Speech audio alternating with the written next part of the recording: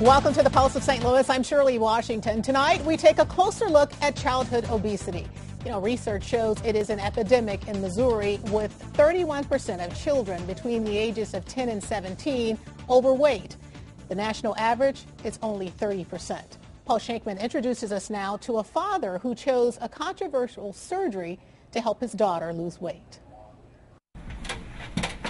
She used to be afraid of the scale. In fact, Brittany Lewis used to be afraid of just about everything, but not anymore. I'm so happy. I didn't think I would get such amazing results. I didn't think I would be able to lose 60 pounds in 4 months. Brittany is the first teenager in St. Louis to undergo weight loss surgery at the first hospital in St. Louis to offer it to teenagers. Brittany is 18 and used to weigh almost 300 pounds. I tried Weight Watchers, Atkins, diet pills, watching my calories, all kinds of different things. All right. But none worked. Then Brittany heard about the new Adolescent bariatric program run by the Washington University School of Medicine and Barnes Jewish Hospital with help from Children's Hospital. This is still a very controversial topic, especially doing irreversible operations on adolescents. For Brittany's surgery, Dr. Esteban Varela decided to use a lap band, which is reversible and adjustable, making her stomach the size of a golf ball instead of a football. But is this kind of surgery as safe for children as it is for adults? The risks are the same. Actually, children do a little bit better after surgery. Perhaps because of their age and the fact that their conditions are not chronic. As a parent, you always worry about your kid having something like that done, and this was the most safest in the weight loss surgeries done. I would not have let her have the gastric bypass or one of the other surgeries done. But the National Institutes of Health now says all weight loss surgeries, including gastric bypass, are okay for boys as young as 15 and girls as young as 13. Listen, this is not a walk in the park. Dr. Howard Shapiro is a weight control specialist who's written a book called Eat to Beat Diabetes. And despite the NIH guidelines, he has concerns about weight loss surgery in patients so young. Maybe a kid doesn't try as hard to lose the weight, and a year or two later they might be more mature and they may be able to lose the weight, and they may realize their difficult situation. For me, it's better to perform these operations early in life when you can prevent a lot of complications and a lot of chronic issues that come along with all the medical conditions that obesity brings. It's good to see you again. See? How are things? Excellent. How's the weight loss? I lost about 8 pounds. 8 pounds in 1 month? Mm-hmm. Okay, and that's... Since having the surgery in June, Brittany has already gone from 298 pounds to 237, with 70 more to go. And with every pound she loses, she gains more self-esteem. I feel excellent. I used to not want to go out because I was scared of what people would look at me and say, but now, since I'm losing weight, I don't care anymore. I'm just happy with who I am. Joining me now, weight loss coach and author of the new book, Think and Grow Thin, Charles D'Angelo, and Alan Finnegan, who lost 100 pounds, and Alan's mom, Patty Finnegan. Thank you all so much for being with us. Alan, let's start with you. How much did you weigh at your heaviest, and was surgery an option for you to lose weight? I was about 260 at my heaviest, and I never considered surgery at all. It was never an option. So what was it that motivated you and inspired you to lose weight? Well, I put all my weight on in high school, and I started college at Mizzou, and, just going out on the weekends and stuff and seeing how much fun everyone else was having, and I wasn't because I was self-conscious about how I looked, so I wanted to change. Yeah.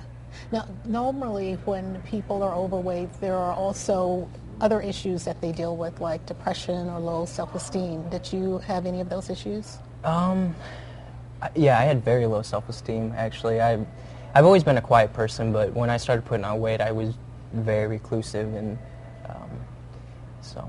Yeah, so that was a problem for you as well. Oh, yeah, very much so. Mom, what was it like to watch your son go through this?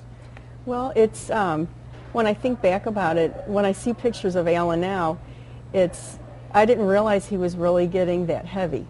He was very active when he was in grade school. He was on every type of sporting team that he could be on, soccer, baseball. He played all the sports, and he was really a very good athlete. And I think when I really realized it was I was going through some health issues myself, and I was away for a while. When I came back and I had seen Alan, I couldn't believe that he had, you know, when you see someone every day, you don't really realize what's happening. And I think that's what was happening. He'd come to dinner, he'd go away to lunch, you know, go away to school, and he'd bring his lunch, and I just assumed he ate what I packed, and I tried to pack healthy things, a fruit and sandwich and that type of thing. And then in the evenings, he would eat some dinner, but not much. And then I would go to bed, and I would assume that that's what he had for the day. But after talking with him and going through this experience, I realized that it was really in the evenings when I was not around of when he was doing all of that. And, you know, I look at him now, and I am amazed, you know, and when I look at the pictures of the past, I don't even remember him being like that, and he was in my house every day. Right. And so I'm just so proud of him. He has worked so hard, and what is really cool about in the household now is that he's really helped his siblings. Yeah. You know, just to learn how to eat better and be more structured with what you eat, and think about a little bit more of what you do eat. So we kind of hit it home a lot about things, and it's really, Alan's been a very good example, not only for our family, but outside of that too. For a lot of people. Mm-hmm. Yeah, and he's helped a lot of cousins and other people in our family to deal with that, and teaching them how to be more structured about what they're eating, and really to think about things before you do it. And he's even written down plans for people, and it's all because of what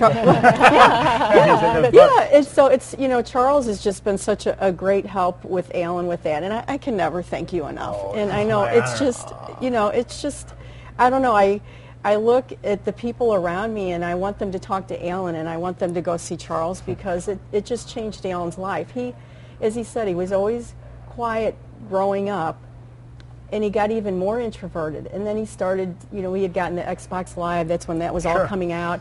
And I talked. For me, it was Nintendo or Atari. But, you know, and I talked to other parents, and they're like, "Oh yeah, the kids are just consumed with that." But he would be down in the basement. That was kind of like his cave down there. And sanctuary. Yeah, Sure. yeah. And I really didn't think much about it. Now when I hear Alan and I talk and I read about it, it made me have to reflect upon myself. Yeah. Not to beat myself up over it. It's just learning it from that, and hopefully helping other parents, you know, help their children through that. So, it's.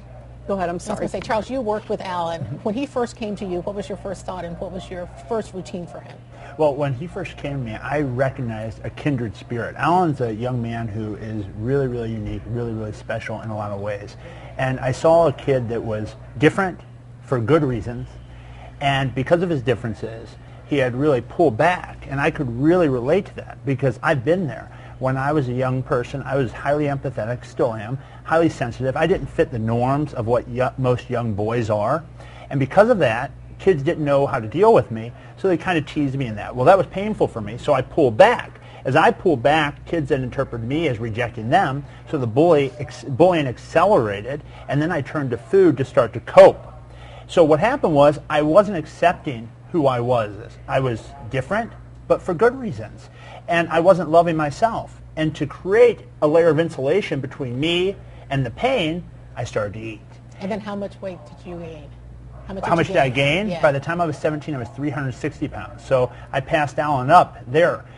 And it speaks to the idea of the associations one makes to unhealthy behaviors. We saw that package, that story on that young lady that had a dramatic procedure to change her life, which I applaud. I think it's excellent that she's taken steps to change her physiological state. But here's the thing. If you don't get your psychology in gear, if you don't learn how to disconnect from food and to learn to look at food in the right way, you're not able to fully make your transformation a lasting one. Alan not only lost the weight, he's kept it off. Right. Now, it's not because of some magical diet plan. Diet's a part of it. Exercise is a part of it, both of which he fully engages in. But that third piece that's missing in everything else is the mindset and how you think about food and how you think about exercise. So when Alan came to me, the first talk we had was about taking responsibility, that he had to make this a must. He had to make this something that was as basic for him as hygiene. Waking up in the morning, exercising, making sure that he was eating breakfast, because Alan, didn't you tell me breakfast was something that was a foreign word to you? Never ate breakfast. And a lot of time I would skip lunch because I'm a huge procrastinator. So I was. And so I'd skip lunch and to do my homework. I'd come home, make up for the 2 meals I missed, eat little to nothing for dinner, and then of course I'd be hungry, 6-7 hours later, 11 o'clock, and I'd eat another big meal, and that's the absolute worst time to do that. So. And not only that, it's awful to go all day without eating anything, and then you sit down at the end of the day to eat. And here's what gets me, Shirley, and what really struck me about Alan is there's no lack of what to do out there. You can find diet book after diet book after diet book after diet book of here's what to eat. That young lady in the video said she'd tried everything before.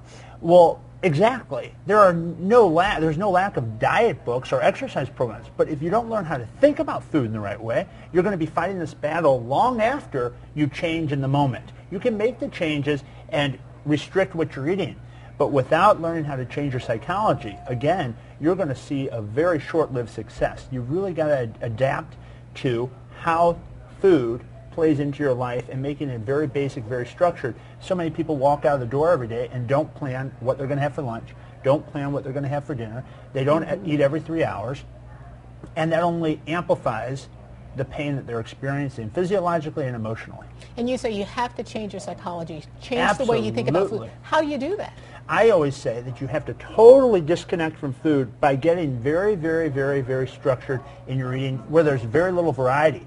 Now, a lot of people say, well, Charles, I get so much pleasure out of variety. I enjoy my food. And I'm saying you can still enjoy food. All the food that I ask folks to eat, and I outline in the book, are all real foods. This isn't something where you drink 7 shakes a day. It's real food coupled with exercise.